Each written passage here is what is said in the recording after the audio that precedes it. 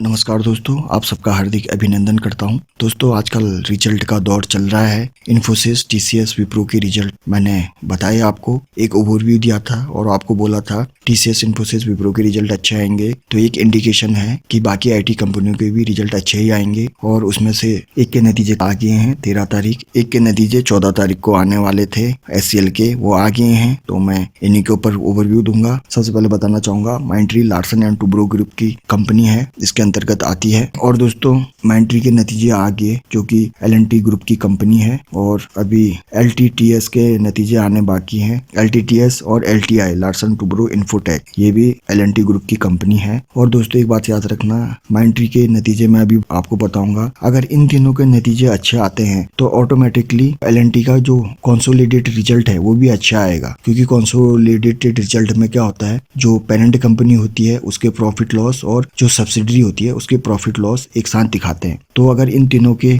नतीजे अच्छे आते हैं तो एल&टी के जो कॉन्सो आई है, कंसोलिडेटेड रिजल्ट, वो अच्छे आएंगे। तो दोस्तों शुरू करते हैं। ये यहाँ पर इन्होंने हाईलाइट दिए हुए हैं, जिनको रिजल्ट पढ़ना नहीं आता अगर वो हाईलाइट भी पढ़ेगा तो उसको समझ में आ जाएगा। अभी यूएसडी डॉलर में बता रहे हैं कि रेवेन्यू में 366.4 मिलियन इन्होंने रेवेन्यू यूएसडी डॉलर में आया है, और 4.7% क्वार्टर एंड क्वार्टर यानी तिमाही आधार पर, 33.7% ईयर ऑन ईयर का मतलब वार्षिक आधार पर बढ़ोतरी हुई है। तो यानी आप इससे अंदाजा लगाओगे, आपको एक इंडिकेशन मिल गया होगा कि रिजल्ट अच्छे आए होंगे। अब मैं सीधे इसके रिजल्ट दिखाऊंगा। दोस्तों, आप ये डाउनलोड करना, आप भी एक बार देखना। दोस्तों, मैंने जो पिछला वीडियो बनाया था इन्फोसिस विप्रो, उसमें आपको एक फैक्ट शीट के बारे में भी बताया था। अभी भी मैं फिर से बोल रहा हूँ, जिन लोगों को रिजल्ट और बैलेंस शीट पढ़नी नहीं आती तो वो फैक्ट शीट देख लें दोस्तों, आपको समझने में आसानी होगी। तो दोस्तों, हम आगे हैं इनके रिजल्ट पर, जो कि कंसोलिडेटेड रिजल्ट है। इसकी भी सब्सिडरी होगी और प्लस इसको मिला के जो प्रॉफिट लॉस आया है वही कौनसो रिजल्ट में होता है। सबसे पहले जो रेवेन्यू फ्रॉम ऑपरेशन, जो कि कोर इनकम है, अदर इनकम में जो इनको दूसरे तरीके से जो आय प्राप्त हुई है, या तो इन्होंने अपनी कोई प्रॉपर्टी लीज पे दी होगी, कहीं से रेंट मिला होगा, या डिविडेंड के रूप में जो आय होती है, और भी जो दूसरे सोर्सेज के द्वारा आय प्राप्त होती है वो अदर इनकम में आती है। लेकिन जो मेन होता है रेवेन्यू फ्रॉम ऑपरेशन होता है, ये वाला हिस्सा। तो ये अभी का है 31 दिसंबर 2021 यानी क्वार्टर 3, ये सितंबर 2021 क्वार्टर 2, और ये पिछले साल सेम तिमाही। तो आप यहाँ पर देखोगे जो अभी का है वो है 27,500। मैं आपको डिजिट में पढ़ के सुना रहा हूँ, ये आंकड़े करोड़ में होते हैं। क्वार्टर 2 में था यानी सितंबर में 25,862, और पिछले साल सेम तिमाही था 20,237। यानी आप देखोगे वार्षिक आधार पर और तिमाही आधार पर रेवेन्यू में बढ़ोतरी हुई है। अब अदर इनकम को मिला के हम जो इनकी टोटल इनकम है वो देखेंगे। टोटल इनकम अभी की आई है, क्वार्टर 3 का है, और जो भी लेटेस्ट रिजल्ट होते हैं वो लेफ्ट हैंड साइड में होते हैं, और जो पुराने होते जाते हैं वो राइट हैंड साइड में इधर को खसकते जाते हैं। तो ये अभी का है 28,208, और ये पिछले क्वार्टर का था, क्वार्टर 2 का सितंबर 26,610, और ये पिछले साल सेम तिमाही 20,853। यानी एक अच्छी खासी जंप की है, डिसेंट इनकम दिखाई है इन्होंने। वार्षिक और तिमाही आधार दोनों पर आय बढ़ी है, तो जाहिर सी बात है खर्चे भी होंगे। और मैं आपको थोड़ा सा बता देता हूँ,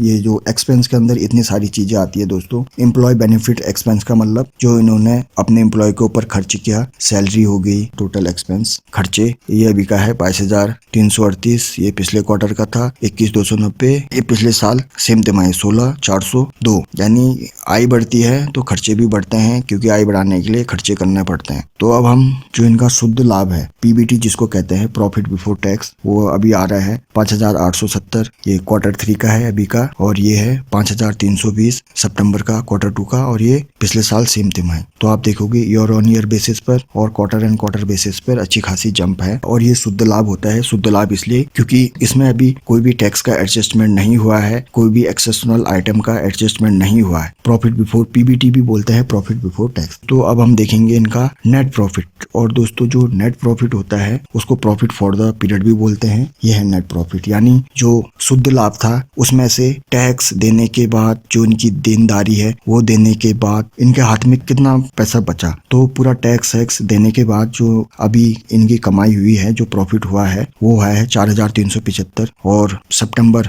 2021 यानी क्वार्टर 2 का 3,989, और ये पिछले साल सेम तिमाही 3,265। यानी आप देखोगे वार्षिक आधार पर और तिमाही आधार पर भी जंप है, यानी इन्होंने अच्छा प्रदर्शन किया है। और प्रॉफिट बढ़ेगा तो जाहिर सी बात है अर्निंग पर शेयर भी बढ़ता है। इसका एक फॉर्मूला होता है, वो मैं कभी आपको बताऊंगा। हम बेसिक ईपीएस देखेंगे। ये अभी का है 26.55। ये क्वार्टर 2 का था 24.21, और ये पिछले साल सेम तिमाही 19.88। 8.82। तो आपको एक अंदाजा आ गया होगा कि इन्होंने अच्छा प्रदर्शन किया है। और आप थोड़ा अगर नीचे स्क्रॉल करोगे तो यहाँ पर आपको सेगमेंट वाइज रेवेन्यू पता चलेगा, यानी कौन से बिजनेस से कौन सी सर्विसेज से इनको कितना कितना आया है। ये रिटेल, सीपीजी एंड मैन्युफैक्चरिंग का है 6,674। ये पिछले बार का था Q2 का 6,566। और ये 2020 पिछले साल सेम तिमाही, इसमें भी बढ़ोतरी है। अगर रिजल्ट अच्छा है तो इसमें सब जगह बढ़ोतरी ही हुई होगी, आप देखना एक बार इसको। और दोस्तों ये रिजल्ट पढ़ने में, जैसे मैं आपको पढ़ के बता रहा हूँ, आपको एक ओवरव्यू दे रहा हूँ फटाफट। इसके नीचे एक नोट्स होते हैं, उसको पढ़ना पड़ता है, टाइम लगता है अच्छे से समझने के लिए। मैं आपको दिखाता हूँ जो जिसकी मैं बात कर रहा था। ये इसमें लिखा होता है कहीं कोई एक्सेप्शनल आइटम तो नहीं है, कहीं से पैसे आने वाले तो नहीं है, या कहीं कोई केस चल रहा है, या उसमें कहीं पैसा खर्च तो नहीं हुआ है, वो सब कुछ बताया रहता है। ये नोट्स भी पढ़ने पड़ते हैं, आप स्क्रॉल डाउन करोगे तो आपको ये मिल जाएंगे। ये तो तभी रिजल्ट पढ़ने में बहुत देरी लगती है दोस्तों एक चीज और बात, जो डिविडेंड कंपनी देती है वो अपने मुनाफे से ही देती है, यानी जितना डिविडेंड बांट रही है वो भी उनके मुनाफे से माइनस होता है। तो दोस्तों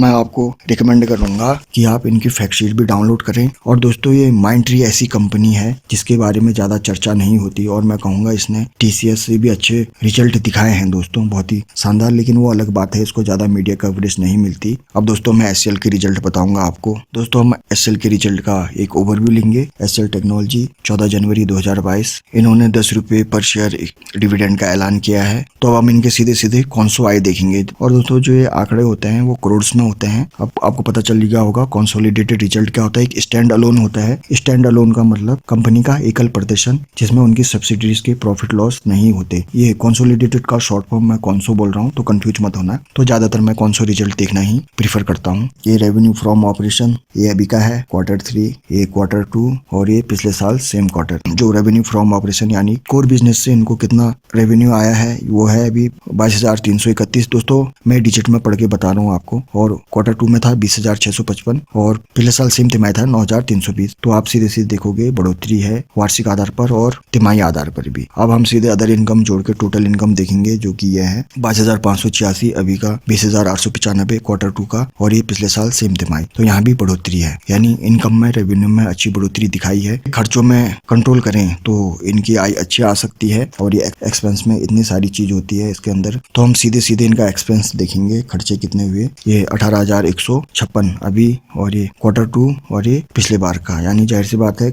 आय बड़ी है तो खर्चे भी बड़े होंगे। खर्चे अभी ज्यादा हैं और आप टोटल इनकम माइनस एक्सपेंस करोगे तो आपको प्रॉफिट बिफोर टैक्स मिलेगा, पीबीटी, यानी जिसको शुद्ध लाभ बोलते हैं। वो अभी इतना है 4,430, 4,101, 4,489। तो यहाँ पर आप एक बात गौर करोगे, वार्षिक आधार पर थोड़ी सी गिरावट है, वो भी मैं आपको बताऊंगा उसका कारण। और तिमाही आधार पर बढ़ोतरी है। और ये वार्षिक आधार पर गिरावट है, इसका मतलब ये नहीं कि ये खराब हो गए जैसे विप्रो में थे। अब हम इसका नेट प्रॉफिट देखेंगे, एनपीएटी या प्रॉफिट फॉर द पीरियड जो है, एनपीएटी भी बोलते हैं, नेट प्रॉफिट आफ्टर टैक्स। ये है 3,448, ये 3,263, ये 3,977। और ये प्रॉफिट फॉर द पीरियड है जो न्यूज चैनल पे दिखाते हैं, वो यही दिखाते हैं, ये वाला आंकड़ा, और ये वाला क्वार्टर एंड क्वार्टर बेसिस पे ही बताते हैं। तो आप देखोगे यहाँ पर ये अभी का है और ये पिछले साल सेम तिमाही। तो यानी वार्षिक आधार पर थोड़ी गिरावट है, क्योंकि यहाँ 3448 है और यहाँ 3977, यानी गिरावट है, लेकिन तिमाही आधार पर बढ़ोतरी है। और इसका असर ईपीएस पे भी होगा। अब की बार का ईपीएस पिछले साल की तुलना में कम होगा। ये अभी का है 12.69, ये पिछले क्वार्टर का, ये पिछले साल का। जैसे मैंने बोला था आपको गिरावट होगी, तो गिरावट है। दोस्तों पहली नजर पर देखने में आपको लगेगा रिजल्ट खराब आए हैं, लेकिन ऐसी बात नहीं है। क्यों, उसकी वजह मैं बताऊंगा और आपको रिकमेंड करूंगा आप इनके रिजल्ट डाउनलोड करें, पढ़ें। उसके नीचे नोट्स लिखे होते हैं जो मैं बोलता हूँ, ये देखो इतने सारे होते हैं। यहाँ पर मैं आपको एक चीज बताऊंगा,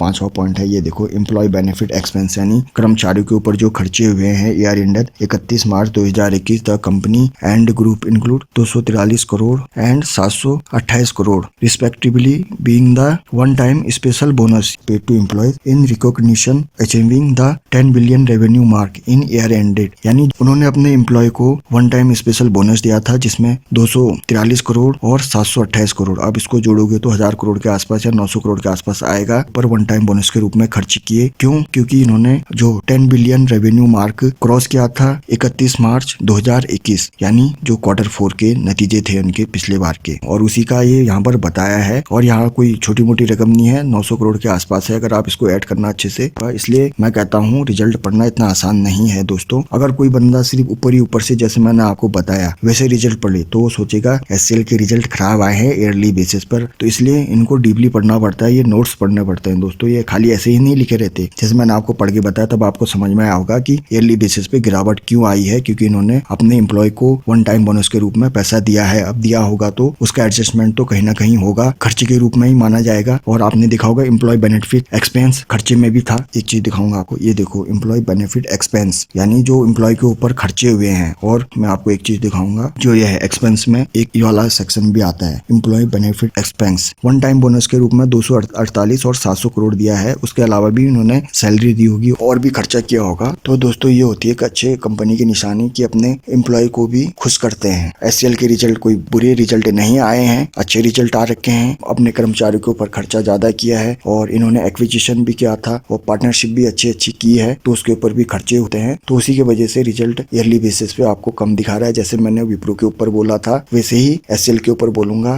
जिसके पास भी एचसीएल का शेयर है, एचसीएल, विप्रो, इन्फोसिस, टीसीएस, ये माइंडट्री के पास भी है, वो होल्ड करें, गिरावट में खरीदारी करें। मैनेजमेंट अच्छा है इनका, चाहे एजुकेशन की बात हो, हेल्थ की बात हो, लॉजिस्टिक की बात हो, ई कॉमर्स की बात हो, रेस्टोरेंट की बात हो, रिटेल की बात हो, सब जगह आईटी सर्विसेज यूज की जा रही है। बाकी आप खुद समझदार हो और जो भी डिसीजन लेते हो उसकी रिस्पॉन्सिबिलिटी खुद ही लिया करो। तो आशा करता हूँ आपको वीडियो पसंद आया होगा। आप स्वस्थ रहें, खुश रहें। बहुत बहुत धन्यवाद।